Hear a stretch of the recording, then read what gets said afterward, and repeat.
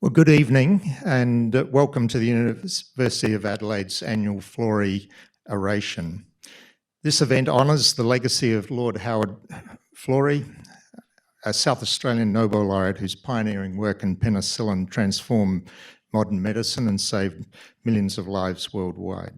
His spirit of innovation and impact is at the heart of tonight's event. I'm Professor Wayne Tilley, Director of the Dame Roma Mitchell Cancer Research Laboratories. The laboratories were established in 2002 with a brief to develop an internationally recognised research program in breast and prostate cancer. It was named after Dame Roma for many reasons, but because she really did pioneer the women's movement in Australia. She was the first Supreme Court judge, State Governor of South Australia, and first female university chancellor of the University of Adelaide. As I said, our focus is very much on breast and prostate cancer, which are the two most common cancers in women and men respectively. In 2025, some 7,000 men and women will die of the diseases, and over 500,000 will be living with the disease in this country. I want to acknowledge our patient advocates. They are critical to our research for donating tissue, but also sharing their expertise and energy to be part of our research program as patient advocates. In 2021, we published a key paper in Nature Medicine. This was paradigm changing because the androgen receptor, as many of you would know in prostate cancer, is an oncogenic driver. And so the standard of care treatments are to inhibit this androgen receptor protein. And so initially in breast cancer, because the androgen receptor is commonly expressed, the dogma was that you should also inhibit this protein. But this particular paper changed thinking worldwide and has actually led us now to understanding that the androgen receptor is a natural brake in the body that can constrain the drive, estrogen drive in breast cancer. So to capitalise on this, we published, and for proof of principle, we and colleagues published a key clinical trial in the Lancet Oncology last year, which showed that activating this receptor, not inhibiting it, actually has clinical benefit in women with advanced disease who had actually failed at least one line of hormonal therapy. And so the editor of Lancet Oncology, in accepting this paper, actually stated that this was the strongest contender in decades in the fight against breast cancer. And really this has now paved the way not only for looking at new treatments in breast cancer, particularly those that are perhaps better tolerated compared to the anti-estrogen treatments, but also moving it into prevention, which is something very dear to our orator's heart tonight, and you'll hear a lot more about that. So now it's my real pleasure to introduce the Executive Dean of the Faculty of Health and Medical Sciences. Andrew had an esteemed research record in haematology, myeloma, and stem cell biology. Equally importantly, Andrew has been an outstanding academic leader whose combination of research excellence and strategic vision has not only positioned our faculty strongly for the future, but is also guiding its transition to the new Adelaide University launching next year. I should just say before I welcome Andrew on stage that if any of you have any research questions later, some of our research staff will be at the rear of the foyer on both sides, so please look out for them near the banner. They'd be happy to discuss your questions, and any donations tonight will go to support breast cancer research. So please join me in warmly welcoming Professor Andrew Zanartino.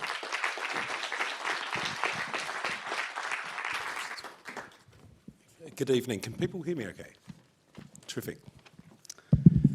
Just before I start, I want to make a point. That is not a picture of me. I know the resemblance is remarkable, but it is Howard Florey, who we're here also to celebrate, and the legacy of Howard Florey. But before I commence, I'd actually like to acknowledge that we are meeting on the land of the Kaurna people, the traditional owners of the land on which the 3 campuses of the University of Adelaide are located, and that we acknowledge elders past, present and emerging. So with that, I'd like to say thank you to Wayne for my kind introduction. I wrote all of those words so that he could... No, I didn't actually, but thanks, Wayne. And before I do just give an introduction to our orator tonight, I just want to say a massive thank you to everyone that has made the effort to come out this evening. This is a really special event for us each year, and I want to thank everyone for their engagement in the Florey lecture series. This is an annual event, as I mentioned, and the response to this year's event has been overwhelming, I'm delighted to say, and I think that's a testament to the quality of the presentation that we're going to see this evening. But I wanted to say that if you are unable to be with us here tonight, or you'd like to revisit this lecture, we are actually recording it, so you'll be able to actually revisit it and remind yourself of the content of the presentation. As you would have seen before, the evening's lecture is titled... Hang on, let me go back. I think I've just pressed the wrong button there. It's titled, Is it Time for Personalised Approach to Breast Cancer Screening and Prevention? And it's been presented by an extremely accomplished and internationally recognised Dr Laura Esserman, who's the Professor of Surgery and Radiology at the University of California, San Francisco. Dr Esserman is a faculty member of the University of San Francisco Helen Diller Family Comprehensive Cancer Centre and a practising surgeon and breast cancer oncology specialist at the University of California, San Francisco Carol Frank Buck Breast Cancer Centre. Gee, I wouldn't want to be having a few drinks before saying that, where she has held the position as the director since 1996. As the leader in a field of breast cancer, Dr Esserman has been at the forefront of efforts to change the delivery of breast cancer care services.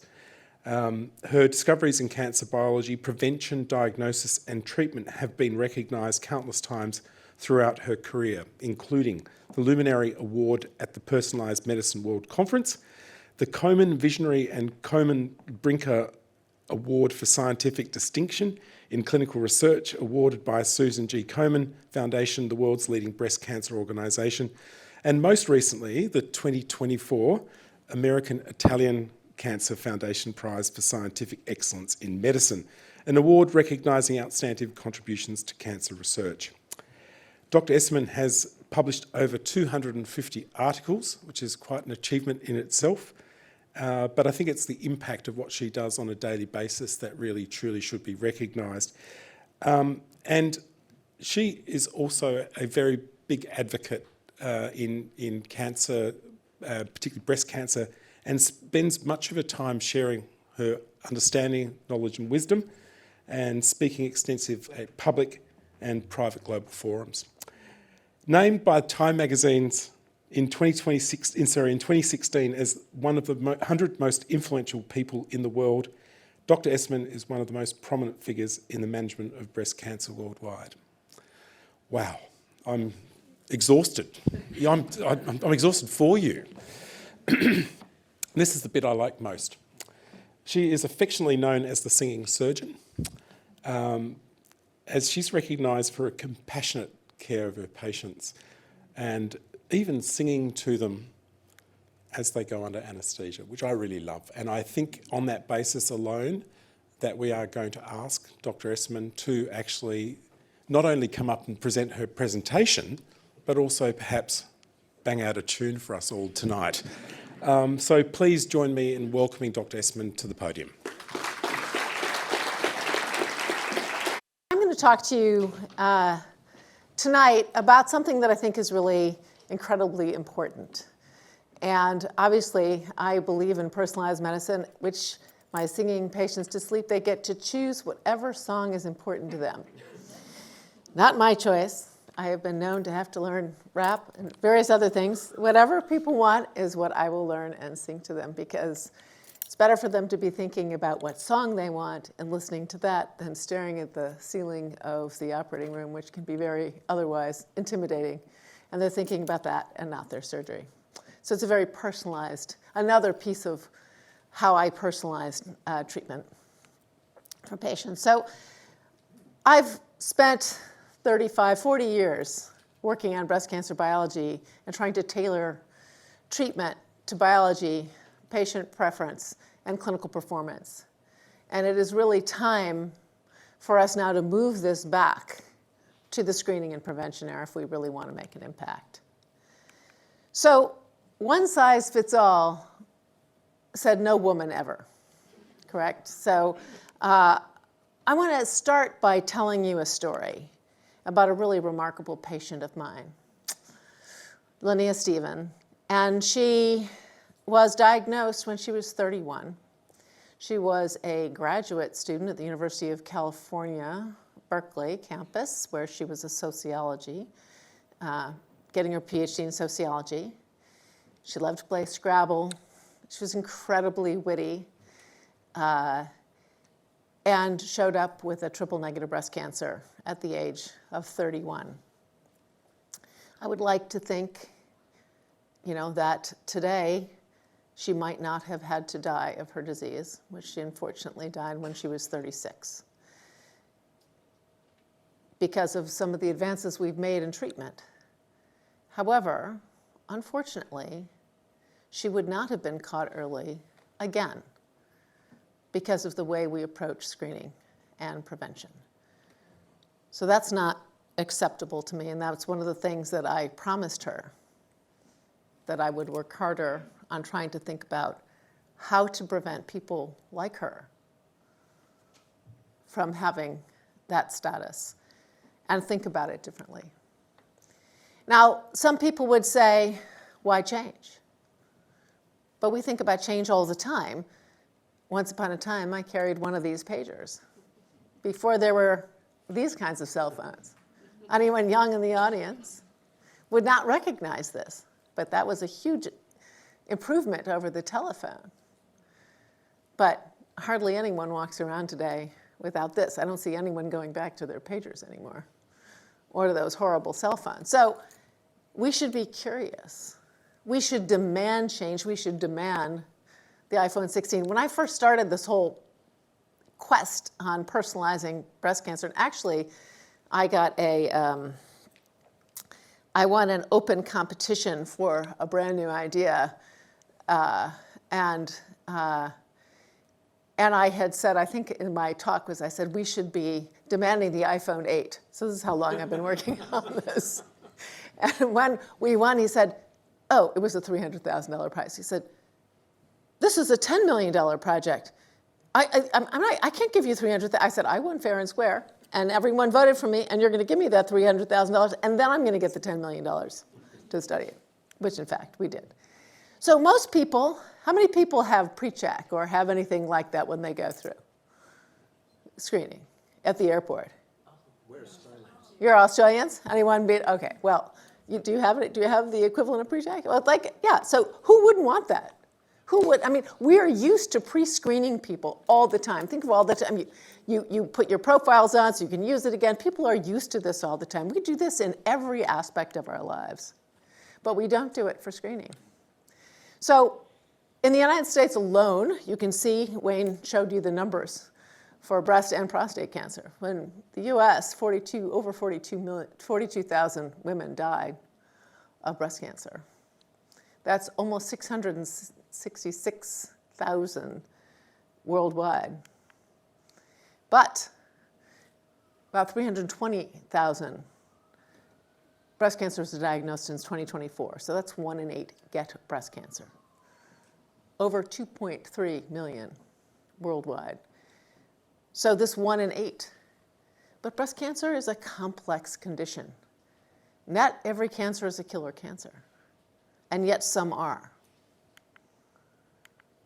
So we're actually very used to, in medicine, thinking about how to treat people differently. If you had an allergy to pollen, you would take an antihistamine. If you had ragweed and got asthma, you might use an inhaler. If you were allergic to bee stings, you might use an EpiPen or Now they've got an oral substitute. But you wouldn't take an antihistamine if you were having anaphylactic shock. So why is it a surprise that we should be thinking differently about screening? We don't tell women to go out and get a pair of size 8 jeans. It's just not something that we do. We're used to this all the time. And yet we stick to the familiarity of I want a standard screening schedule for everyone. So breast cancer is not a single disease. We have all these new tumor types that tell us about rates of growth, timing of recurrence. Some cancers recur if they're going to recur in the first 5 years. Others can recur over a 20-year period. And we also know that these different types of tumors respond very differently to medications. And so what treatments work best depend. Do you have an immune signature? Do you not? Do you have an androgen receptor, a hormone receptor, a HER2 receptor? We can look at the molecular makeup of these tumors. And we have developed these new response predictive subtypes where we can really predict who's going to respond. And what's important to know, actually, is that there are some cancers that grow very fast and some that grow very slow.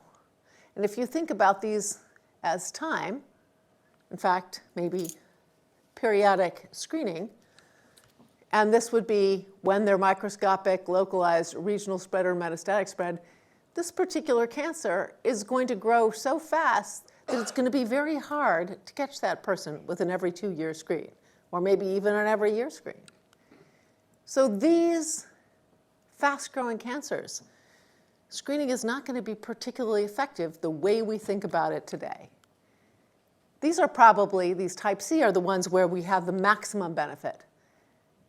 And these over here, especially this one here, that's going to be slow growing, maybe you'll die with it, much like a Gleason 3+3 prostate cancer. Breast cancer is not really that different. It has the same kinds of subtypes, what to think about it. And here, if we find too many of these, there's potential harm if we overtreat. So we want to really be thinking carefully about what we do and how we approach it. So we want to do not more screening, we want to do better screening. More for the people who need it and less for the people who do not. I'm just going to take a little detour for a minute to say, even amongst these very fast-growing cancers, those type D cancers that are growing like rabbits, right?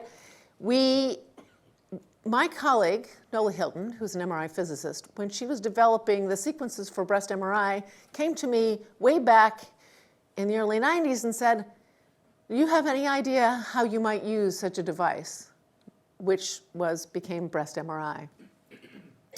I said, I want to look at these cancers that are big, cancers that come in where people are big. And lo and behold, they organize very differently in the breast tissue. And they respond very differently to treatment. And that made me think, okay, this idea of having standards of care, people coming to the surgeons, having the surgeon take the cancer out, and then everyone getting the same treatment is really a terrible idea. Just a terrible idea. And as a surgeon, I could be leading the charge to say we have to get out of the way because nobody dies of cancer in their breast. They die if it spreads someplace else. So when you are a professional and you are part of it, you cannot be an advocate for your specialty. You have to be an advocate for your patients. And you have to say, how can we use our specialty to change what we do? This led to a whole series of starting our systemic treatments first and then operating second and using that time to find out how people respond. And that led to a series of trials called the I-SPY trials. And the idea there is to think about, well, instead of doing surgery first, as it turns out, you can do it in any order. It doesn't make a difference in the outcome. So why not? Because then when you operate, did someone respond? Did the tumor go away or almost go away? And that's what makes the difference. And so this became this whole idea of making new, better, more personalized treatments available faster at a time when patients need the most.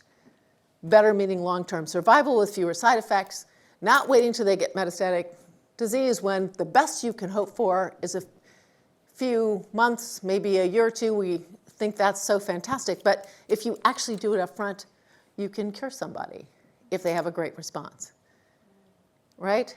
And you want to match treatment to each patient's biology. That's personalized. And using early endpoints and continuous learning, you can do it faster.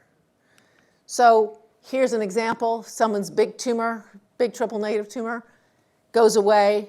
And that, if it goes away, you're on this blue line. And this is a Kaplan-Meier plot. This is years of time. You can see if you don't recur in the first couple of years, you're fine. And you, of course, want to be on the blue line, not on the red line, where that continues to go down. And so that improves with better tumor classifications and better treatments.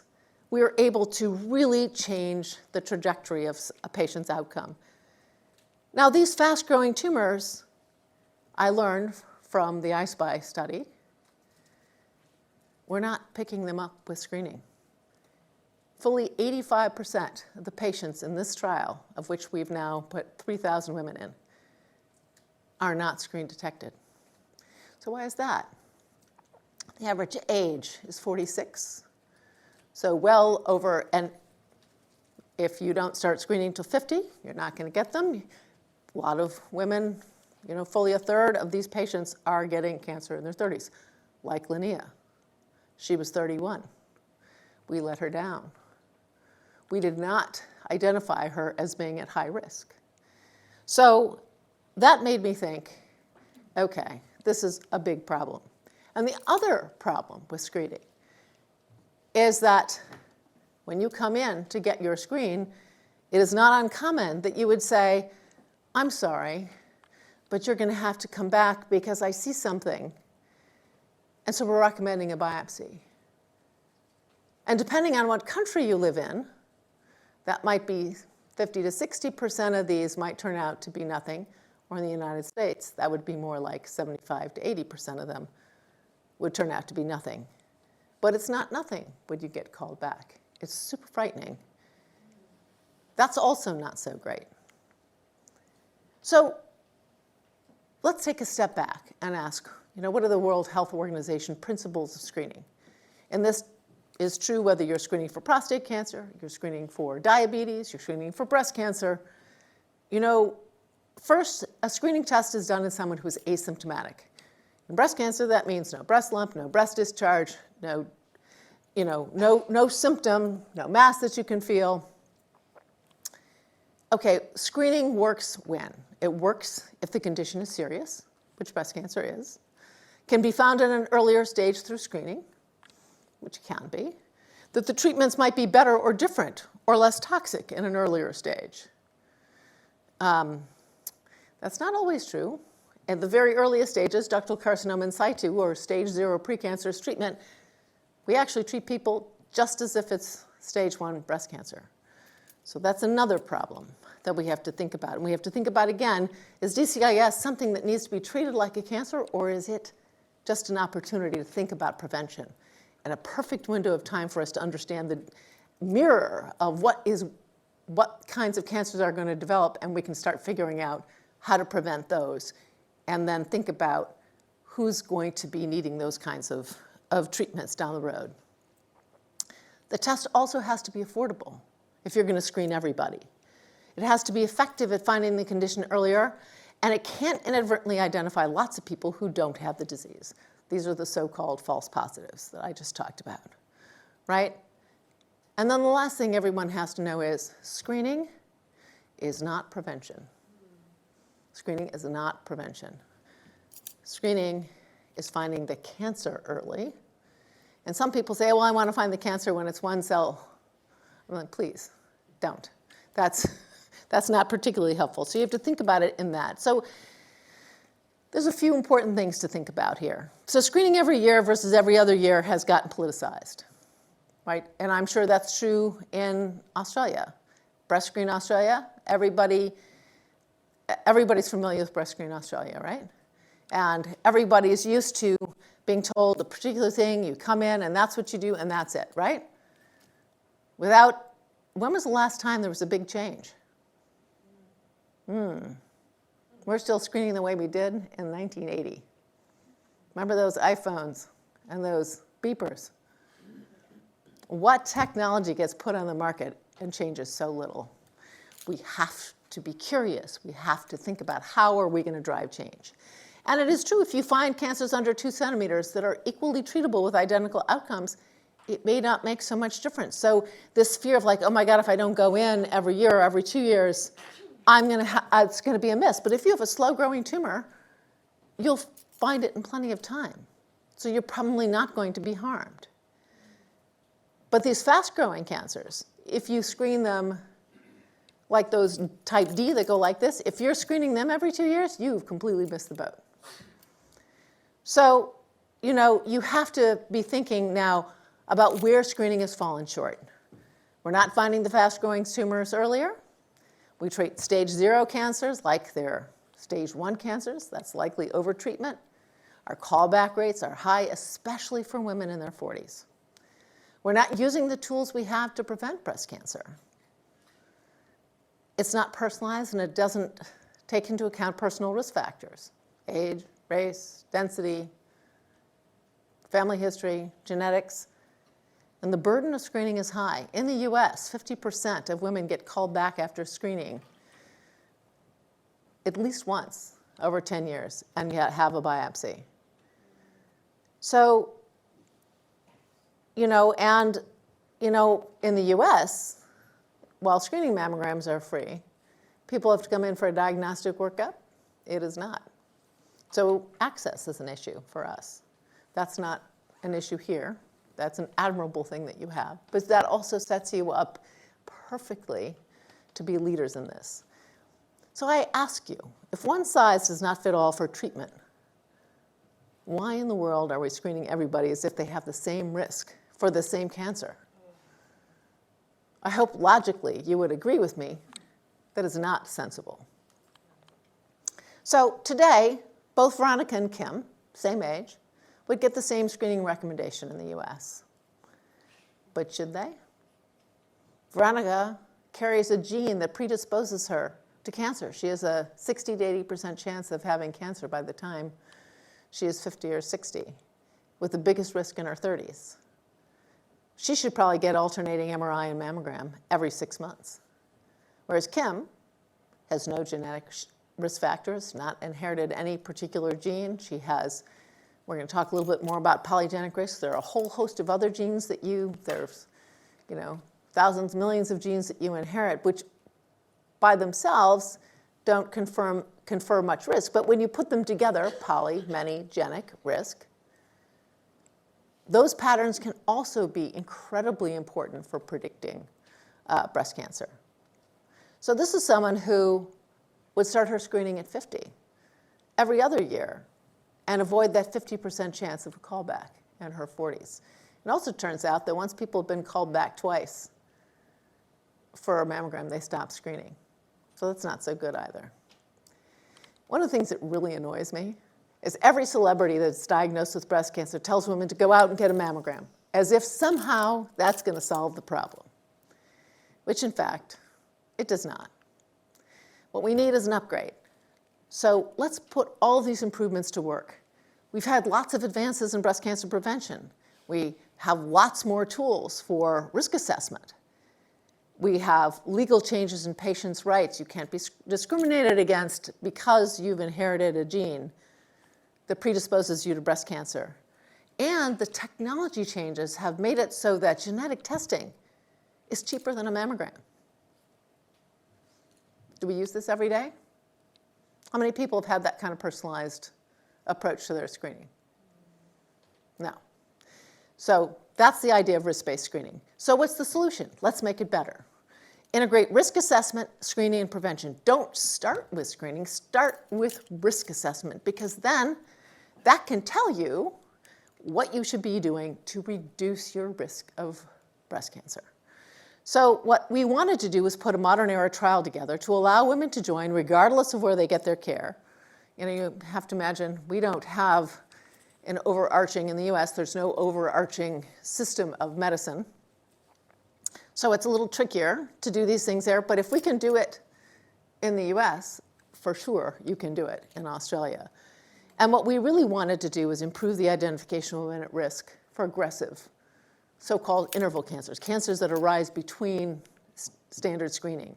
Now, a lot of people would say, oh my gosh, I don't want to be part of a study. You know, studies, guinea pigs, I don't want to be a guinea pig.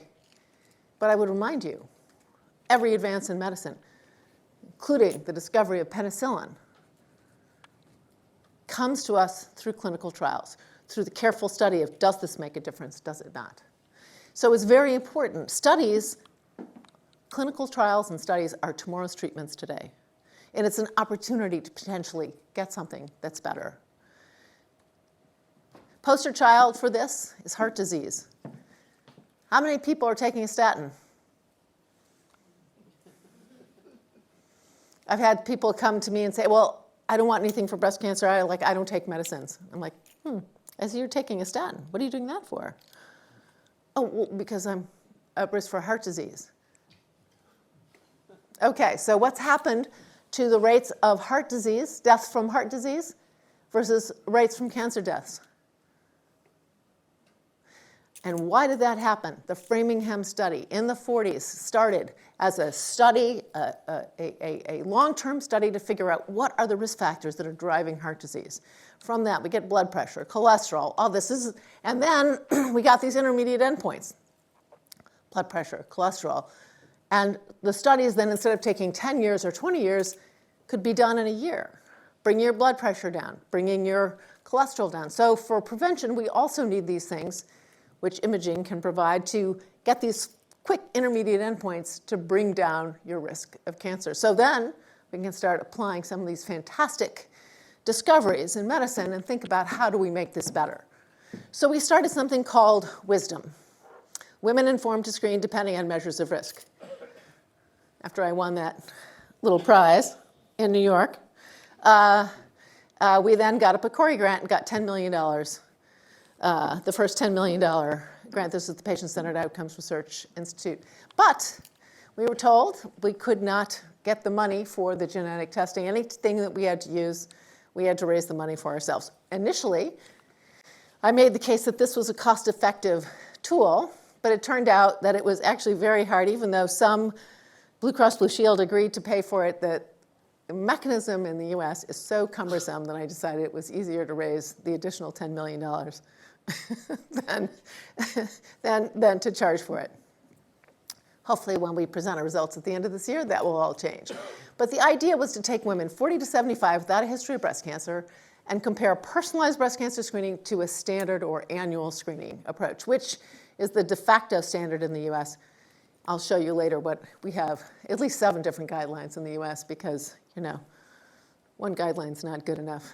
Anyway, so this idea was a pragmatic one. We asked people to be randomized. Would you be willing to be randomized to either personalized screening or annual screening? If you really didn't want to be randomized, you had the chance to self-select. And you could pick personalized or annual. And people say, oh, well, you can't do that. That's not scientific. But if you're only willing to screen the people who are randomized, you're actually not learning about the people who want to join because they have a choice. Now, I was told when I started this that, oh, well, no one's going to do this. No one is going to ever select anything other than annual screening. I love being told that I can't do something. I find that just delicious because it turns out that the only way to find that out is to allow people to self-select. What do you think people did in the self-selection group? 85% chose personalized.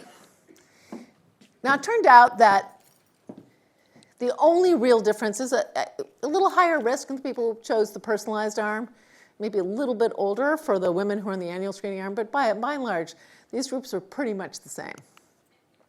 So what was our comprehensive risk prediction model? Validated high-impact risk factors, including the Breast Cancer Surveillance Consortium model, looking at exposures, lifestyle, and breast density, trying to put all those pieces together. And we're going to come back to breast density, but this is something in the United States. We have we passed a lot of legislation to tell people that they had dense breast tissue without giving them anything really much good to do about it. say, well, if you have dense breast tissue, then you have to come in and get ultrasound screening. Turns out that ultrasound is like a terrible alternative because, you're using sound waves instead of X-rays to look at the breast, and if you have dense breast tissue, it's not going to work. Neither of those are going to work very well. If you have very dense breast tissue and you are high risk, you need a contrast-based image, something like MRI or contrast-enhanced mammography. However, that didn't stop people from doing it. And anybody know how many people have dense breasts?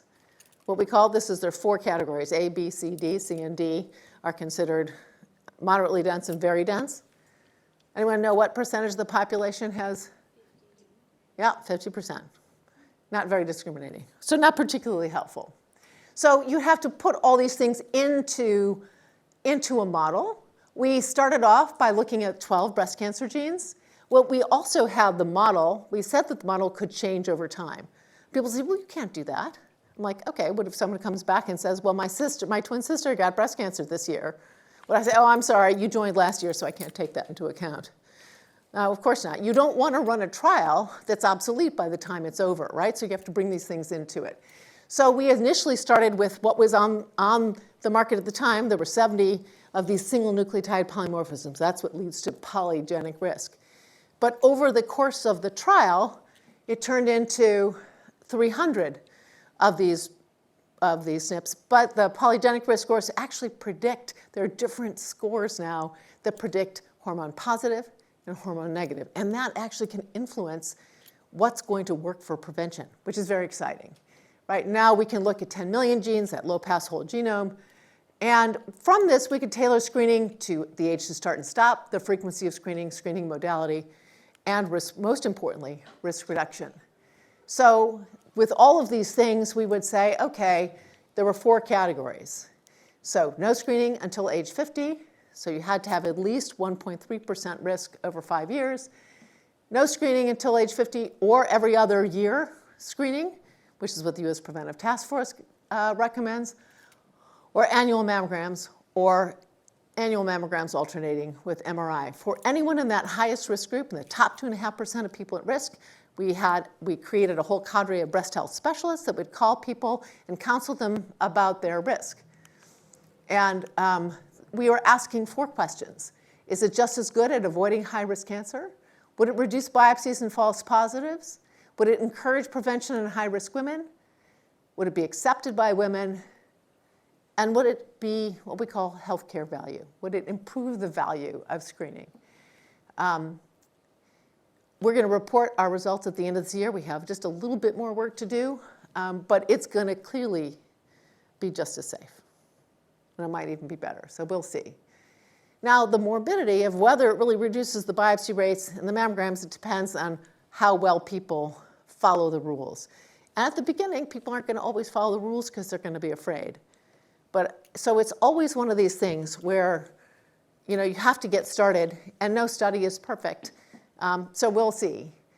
Prevention, for sure, we were able to increase from 3% of women accepting prevention to 10% to now we're at 20%. Still not good enough, but we're working on it. Acceptance, we already showed you that is better. And the question of value will tell you. Now, Holly Keene, who's a breast surgeon from Melbourne, actually did a 2-year fellowship with me and actually worked on this breast health decisions tool. It's something we've been working on for years, but she actually created the last iteration, which is, I think, it's really cool. So every person who's in the study has access to this. They're in the personalized arm, so it tells them what their own personal risk is and what they can do in terms of lifestyle or even endocrine risk reduction. And one of the great things that's happened since we started the study in 2017, baby TAM, very low dose of tamoxifen, works just as well as a full dose of tamoxifen. It's very well tolerated and very safe. So all of a sudden you have things that people can do, and there are many more of these things coming out that will work. Anyway, so one of the things we also realized, though, is that we have to connect better with our primary care physicians. So screening in the United States is what I would call opportunistic. It's ordered by our primary care physicians. There isn't like a a systematic way of inviting people to screen and having them come in and getting those numbers. The UK does this. Almost every country in Europe has a systematic breast cancer screening program. We, in the United States, do not. And it's actually very hard. Most of the people who are recommending this, once you come in, the radiologists all say, well, I'm a member of the American College of Radiology, and I recommend everyone come in every year starting at 40. It's very hard to counteract that. They don't mind doing more, but they don't want to do less. But you know, more is not always better. More is just more. And as I think I've shown you, sometimes more is work. So who else is, and so wisdom really is in our attempt to reach out to the population. So you have to think about, okay, everybody's got to figure out what those barriers are and how are they going to get over those. So there's another sister study, my personalized breast cancer screening that's being done in Europe. Suzette Deloge from Paris had reached out to me and said, oh, we want to join the wisdom study. I said, oh, well, that would be great, but you really can't because your standard is every other year starting at 50. Our standard is every year starting at 40. But we should do it together. We can do things that you can't do. They wouldn't do the full genetic analysis. But you can take that lower group of women at risk and not screen them at all, or do it every 4 years, which is what they've done, which is very cool. Their results will be ready in 2027, and we're going to analyze that together. But I would say that Breast Screen Australia is poised to do this so well. My colleague Bruce Mann has been part of the roadmap for optimizing breast cancer screening in Australia to show, and the recommendation on this report is to show the feasibility, acceptability, and effectiveness and cost effectiveness of a more personalized approach. And I think everyone in the community should get behind this. I think it's such an exciting opportunity to really transform women's lives. I mean, truly. So there's some fun things to start off with. We were very lucky that we actually got Time Magazine to do that award in 2016 came in handy. And they did a study and they had this video and that actually helped publicize it because we had to get people to start. And we initially started this across the 5 University of California campuses who, prior to our forming this Athena initiative, didn't so much as buy pencils together. But we thought that, and then we expanded, and we particularly expanded because we thought that if we just opened it up to everybody, that we would get a representative population of the United States, but we didn't. What we discovered is we only had 1% to 2% of women were African American, and 3% Latina. This was and Asian. We really have a multicultural population we needed to do better. So we started adding specific areas of the country. We started these forums. We really reached out. We had community partners. And we've changed how many, the population in particular. Some of the other really interesting findings that we have found is that population-based genetic screening is actually quite feasible. It's not harmful. 80% of people completed their testing. When you sign up for Wisdom, you do it. We actually run it on the Salesforce platform. It's all sent out. If you can do everything. The only one piece of medical data we need is your mammogram report so we can get the breast density, if you have a mammogram. But if you want a test, we partner with Color Genomics. They send the kit to your house. You spit in a little tube, put it back in the mailbox, send it off, and that's that. We're going to do the same thing with breast density, probably. And it turns out that about 2.5% of our enrollees are mutation carriers.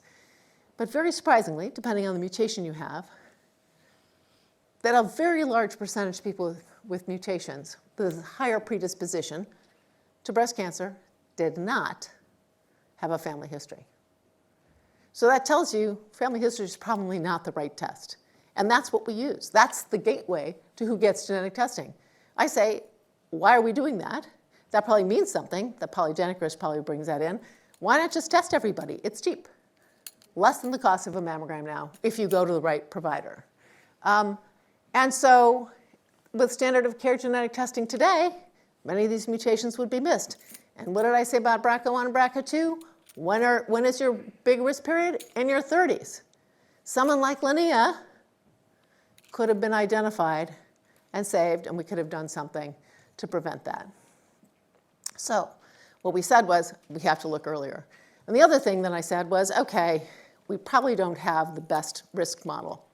So we had to really double down and figure out how we're going to predict the fast-growing and the slow-growing. So that's what Wisdom 2.0 is like. I never met a platform that shouldn't survive. I mean, you put all this work together, you put a trial in place, why tear it down and start all over? I said, okay, now we're just going to keep the engine going. And so we expanded the eligibility to 30 so that we could look for the people at highest risk. Because after all, screening, the people with the most risk are the people we should be finding right off the bat. So we got rid of the randomization, and we're just doing the self-selection, and we're doubling down in Wisdom 2.0 to figure out how to do this better, right? So can we find the people who are at risk for fast-growing and the people at risk for slow-growing? The slow-growing cancers are hormone-positive, perfect candidates for people at high risk to really take something like tamoxifen. And it turns out that those top two categories, the people who screen every 6 months, the people who screen every year, that's like 10 to 12% of the population. And I can tell you, secret, don't tell anybody, but the rates of cancer are much higher in that group compared to the others. That's actually super exciting. And the reason that is true is because the better we get at that, if we can find that 10 or 15% of people who need a lot of screening, that means the rest of the people don't need so much, which is great. How many people get colon cancer screening? When you are told, oh, don't come back for a colonoscopy in 10 years, do you say, oh, I have to have my colonoscopy? I don't think so. So like, don't be afraid to say, if you really aren't at high risk, you don't, I mean, people should be grateful. I haven't met anyone who loves getting a mammogram, by the way. So this should be something that people are grateful about. So again, Spanish speaking, no history of invasive breast cancer. You can join from your phone, you can join from your iPad, you can join anywhere, and you don't have to have any particular affiliation in any hospital. So we do it all across the country. So we've gone from one size fits all in screening women from 40 to 80. Our Wisdom 1.0 was 45,000 women. We now have about 820 cancers, and that was that screening frequency. And now we opened in June of 2023. Our target was 50,000 women. We actually now have over 35,000 women consented. I'll show you sort of how, because what's happened is now people are excited about it and people know about it and it starts to catch on, which is very exciting because we're trying to find the high-risk, fast-growing cancers. Those are the people who need every 6 months screening. You know, it was one of the reasons why the U.S. Preventive Task Force said, okay, we have to screen we start screening women in their 40s because they wanted to find those fast-growing cancers, but then they said to do it every 2 years. So who's that helping? That seems crazy. Okay, and then your average risk every 2 years, and the below average risk, we're working our way into the every 3 years. That's going to be very controversial. But, so I think, you know, again, what we want to do is begin that risk assessment at age 30, inform your screening strategy and modality and prevention, have that continuous improvement. And, you know, once we provide assurance that it's safe, then we can start testing ways to improve adherence. Because people won't be so afraid once they start to see, oh, this is safe. This isn't going to cause harm. If anything, it will be better. And so really, you want to think about your resources. And resources matter. Resources aren't just about money. Resources are also about your own energy and how much energy goes into it. If you don't, you know, if you don't have really high risk, you wouldn't want to screen every 6 months. So that's good. So this is how we use our website, the wisdomstudy.org website. We use it. We have forums every month. We have now a lot of influencers who are following us. Every month we check to see what drives our enrollment. So we use this word cloud feature from the question, where did you learn about wisdom? And this is kind of fun. This was June. UCLA had a big, and the VA actually put out we worked with Veterans Administration, and they put out a big push, so that became a really common thing, phone a friend. And then this was another one. So Katie Thurston has actually had stage 4 breast cancer, and she has been out telling us we got 5,000 people signed up after she's one of the bachelorettes, and she talked about it, and we had 5,000 people sign up. So it is really caught on. This is sort of where, so we have, our reach is very broad, and you can see our sort of big centers are the big purple blobs all over the US. So we've had enrollees in each of the 50 states. Over 4,300 women have completed breast health specialist consultations. Over 111,000 women now have been registered to Wisdom, 91,000 consented, and 78,000 enrolled. And we now have 25% underrepresented minorities from that 1 to 2% in 2019. It's hard work, but you have to pay a lot of attention to it. And you also have to get leaders who look like the people you want to recruit. So it's very important. And we have over 35,000 women now who've completed genetic tests and shown that population-based testing is feasible. So this was an article that Stat ran and actually put out that we only had 1 to 2% African-American women. They heard me present this. They said, "Are you willing to talk about it?" And I thought, okay. But I think you have to be honest. When things aren't working well, you have to talk about it and say that you care. And why should we care? Because African-American women have a higher mortality rate than white women or any other ethnic group in the US. 40% higher, relatively. And the other thing that's interesting is that everyone, when they're young, has a higher risk of getting triple-negative breast cancer. But that risk persists in African-American women. And it isn't, you know, it's why is it so incredibly important? And, you know, because anyone can get any type of cancer. And the more you learn, the more the chance, if you happen to get that cancer, that you're going to learn those lessons of how to treat and how to prevent it better from the populations where it's more common. That's a super important thing in medicine. And I would say the other thing is we've had historically very low representation of non-white groups and the whole polygenic risk field, trying to build these categories of risk assessment. So persons of European ancestry represent 16% of the global population, but are about 75 to 80% of all the risk studies. So no participation, no representation. And so if you really want to make screening applicable for everyone, you have to work hard and make sure that you can do that. So we are very excited to see that in Wisdom 2.0, we're doing pretty well with our representation of ethnic minorities and young women. And so part of what we're trying to do also is have this continuous learning loop.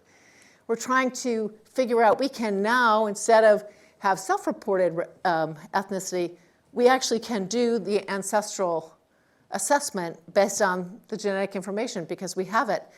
And now there are increasingly, there's a polygenic risk score for Black women, for Asian women, for Latina women, and white women, for hormone-negative cancers and for hormone-positive cancers.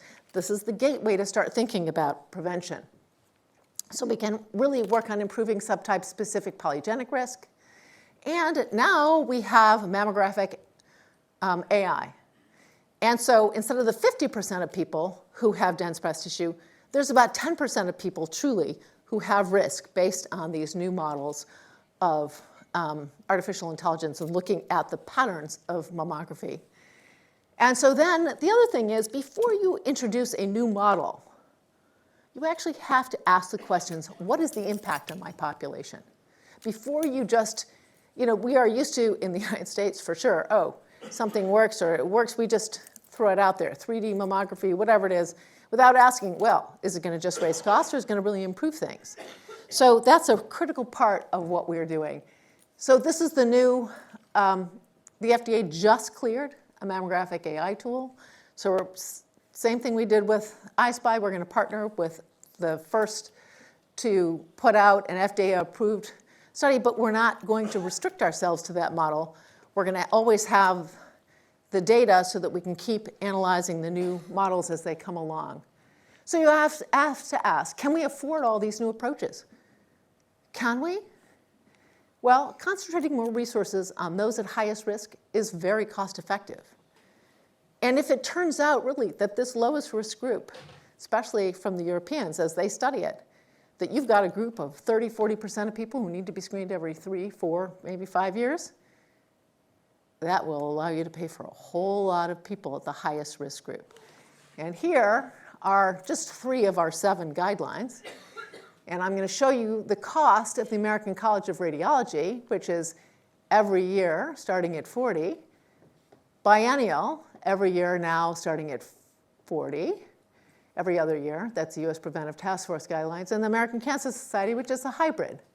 So here is what it would cost us to screen 70% of the population with the ACR guidelines. And yes, folks, that's billions in the US. $29 billion with a B. Okay, and the ACS, the hybrid, is about $18 billion. The US Preventive Task Force is anywhere depending on which of the US Preventive Task Force guidelines you take, but it's about $8 billion. And the risk-based wisdom is about $9 billion. Pretty much the same. And if we can reduce the frequency in that lowest risk group, for sure, we're going to be lower. This is a good thing, everybody. This is strategic and important. It's a way to use your resources because health is not determined just by one test, right? It's by your education, your access, all kinds of other things. So you want to be thoughtful about your resources. So this is from my friend Bruce Mann, the Roadmap for Optimizing Risk-Based Screening in Australia, Rosa Brest.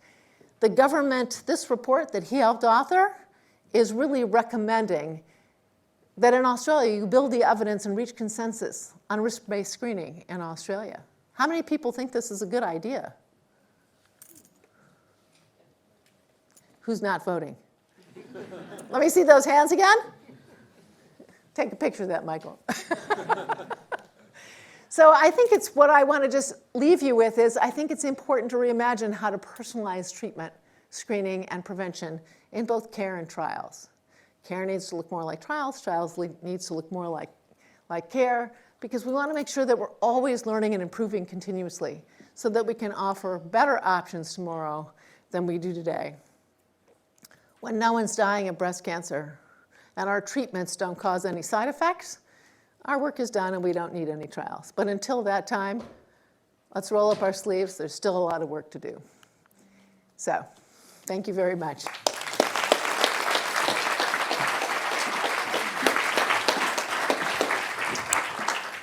Thank you so much, Laura. That was a very thought-provoking presentation. And that leads us to a time in the evening where we have between 5 and 10 minutes to ask a few questions from our audience. There are a number of roving mics, I believe, roving mic technical staff support. Thank you very much, Stephen. You're wonderful. We'll be able to provide you with a mic to ask any questions. So, show of hands for anyone who has questions for Laura. Patient advocate or someone.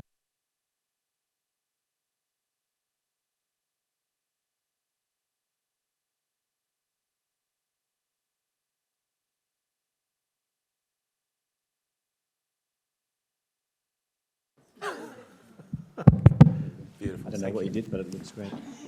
There is so much amazing information, and one comment of something that I think that was amazing is how you just pushed through all the no's as to why you couldn't do it. And I suspect one of them would be... When someone says no, do they really mean no? No, I see it as a pathway to yes. But it's the challenge of getting over the genetic screening. People have been giving up their DNA. And you probably said, well, they're doing it for 23andMe. Why don't they do it for 23 and them? And nice. A study. So I think that was an amazing observation and learning. But one question I do have is, do you have an opportunity to, if people have declared where they're living,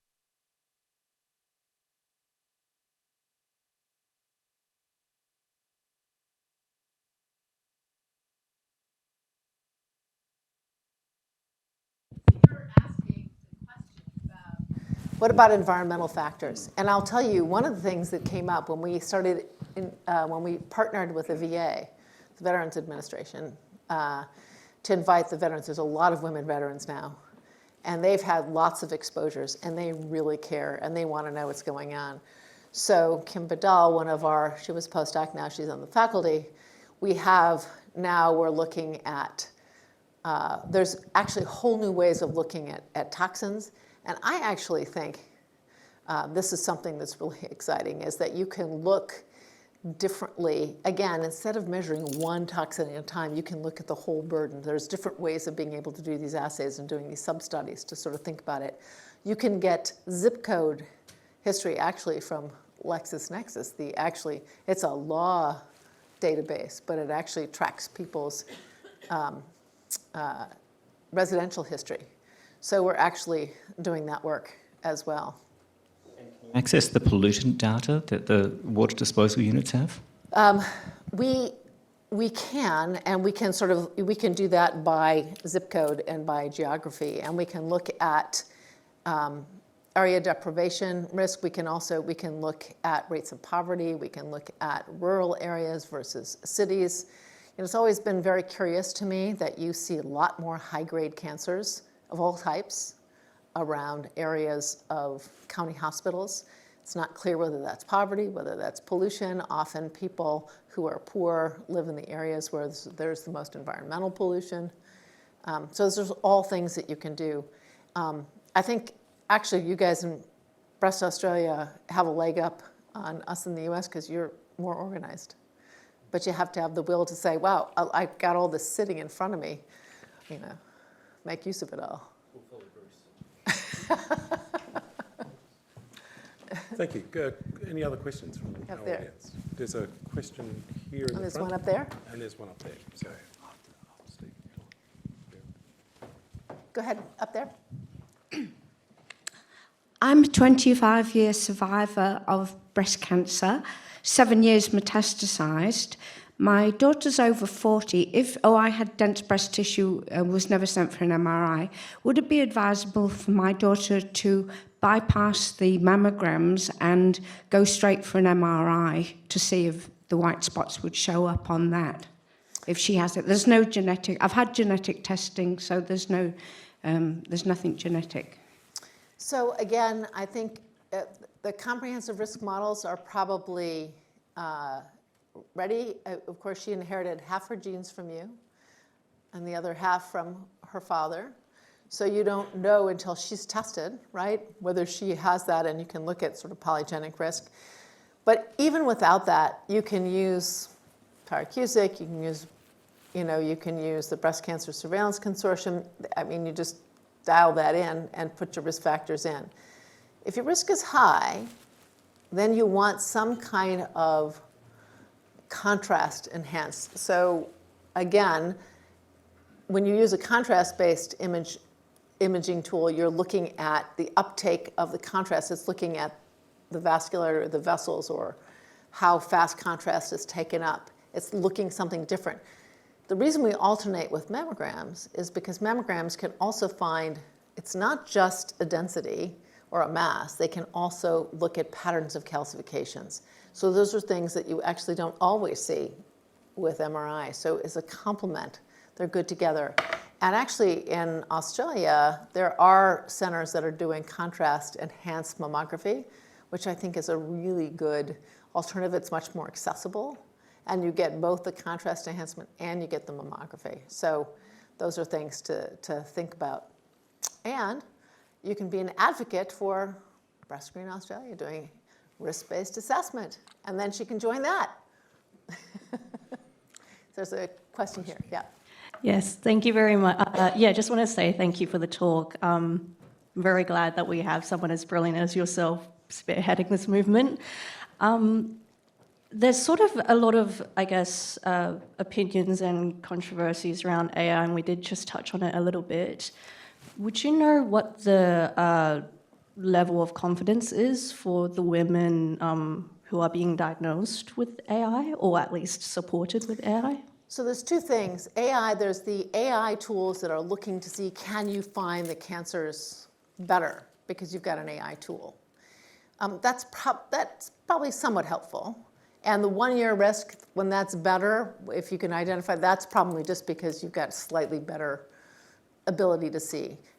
That's not, I think, where the biggest improvement's going to come from.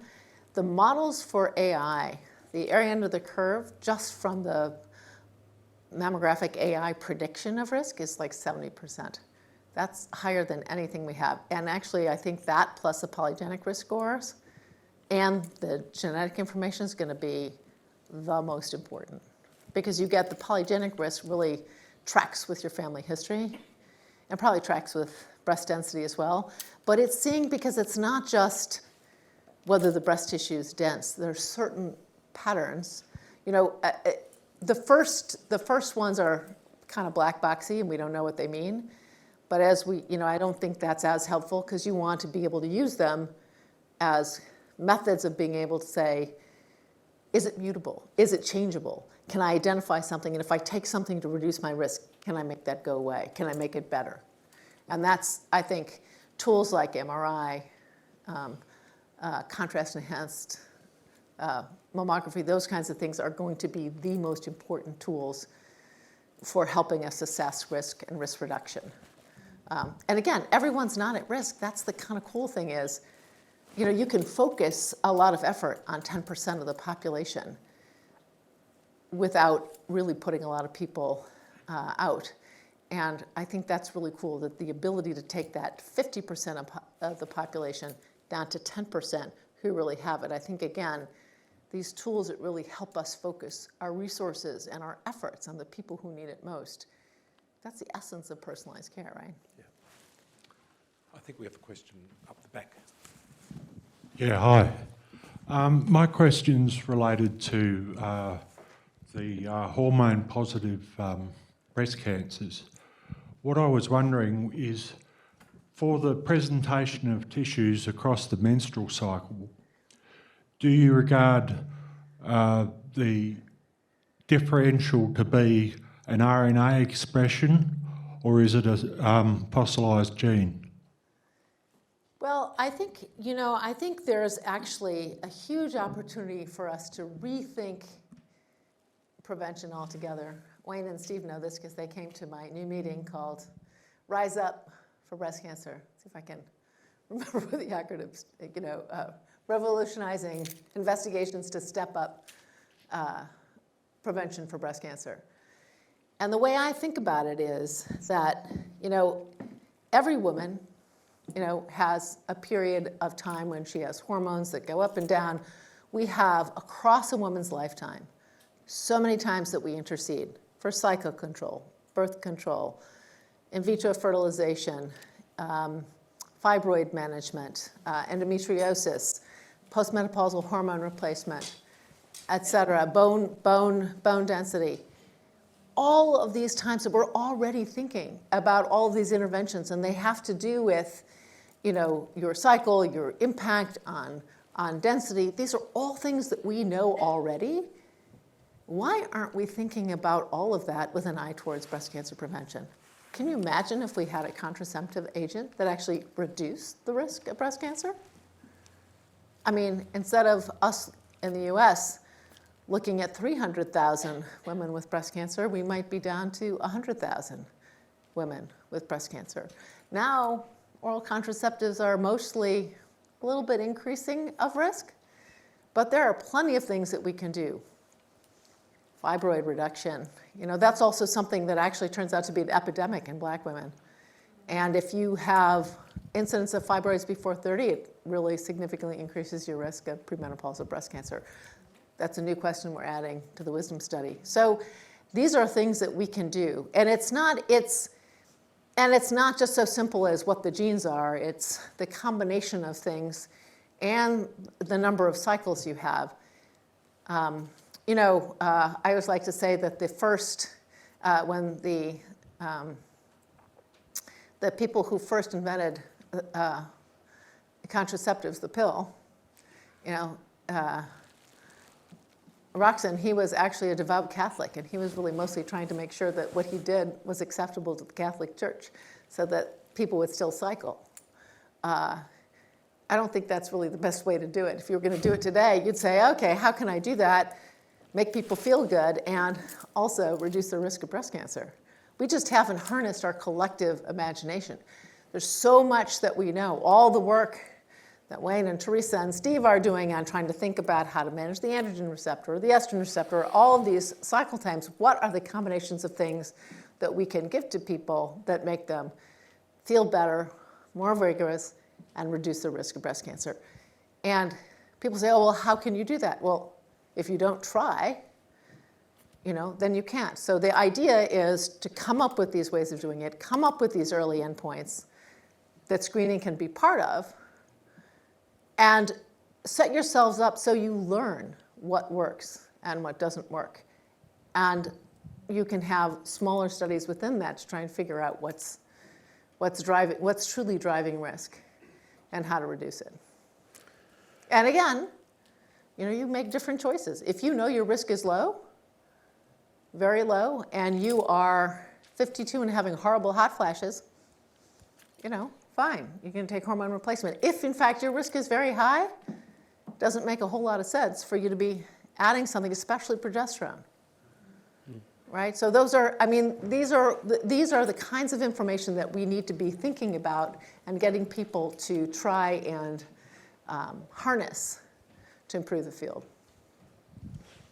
And I think the field of prevention has not really been something that people go into. There hasn't been enough science, because no one wants to spend hundreds of thousands of dollars on a study that will read out in 20 years. But we don't need to do that anymore. There's lots of ways to do them short, focused, thinking about secondary prevention. I think it's so exciting. We really want to make people believe that this is a great field, and it's an opportune way to improve the lives of everyone in the population.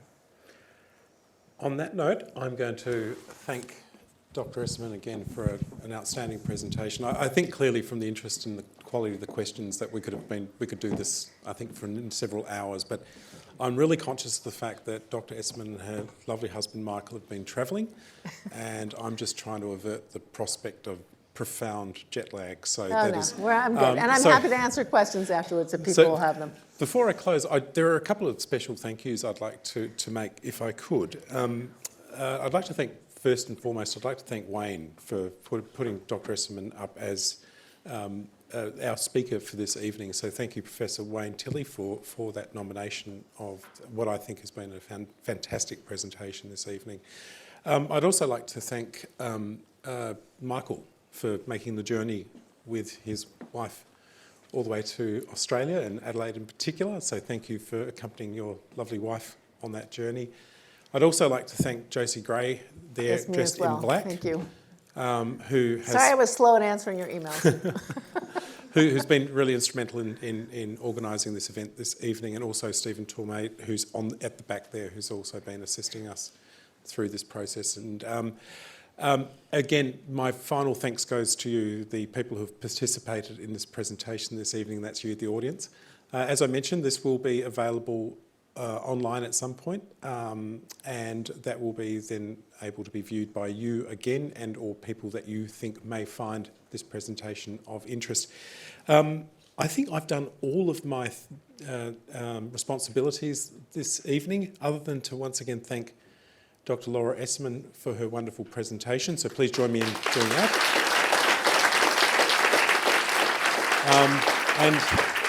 As my sign language assistants at the back have reminded me to present you with a small token of our appreciation. Thank you so much.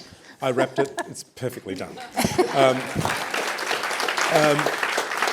Again, thank you for your attendance this evening. There are light refreshments, I've been advised, at the back of the auditorium in the foyer outside here, and would be delighted if you could join us for a short period of time.